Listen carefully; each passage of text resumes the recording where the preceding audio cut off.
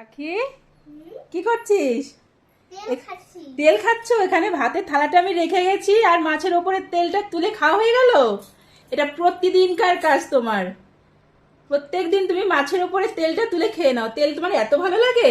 এটাই করতে থাকে প্রত্যেক দিন।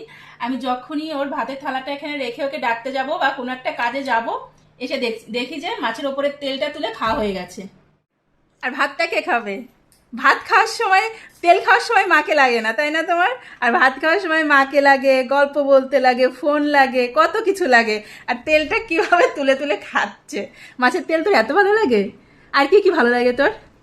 ডিম, ডিম আর এইগুলো ওইগুলো আর আর নারকেল, মাছের তেল, ডিম, চিংড়ি মাম। আর কি মাম ভালো লাগে তোমার? কি পছন্দ করো? আর কি মাম পছন্দ করো? কি বলো? ইলিশ মাছ, ইলিশ মাম আর চিংড়ি মাছ। ইলিশ মাম আর চিংড়ি মাম হচ্ছে পাখির সব থেকে প্রিয় মাছ। আর চিকেন, এই তো।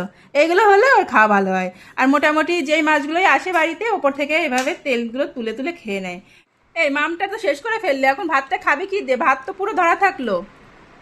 ভাত খেতে হবে না, শুধু মাছটা খেয়ে নিলেই হয়ে যাবে তোমার। হ্যাঁ, মাছটা খেয়ে নিলেই হয়ে যাবে। ভাতটা পুরো ধরা আছে, খুঁচে খুঁচে তেলগুলো খাচ্ছে, মাছগুলো খাচ্ছে। কি ওটা? কাটা ফুটলে হয়? একা একা হাত দিয়ে খাওয়া। এইভাবে কেউ মাছ খায়? দু হাত দিয়ে এরকম করে ধরে কেউ মাছ খায়? খাবার খেতে হয় এক হাত দিয়ে। দেখো, এই যে রাইট হ্যান্ড,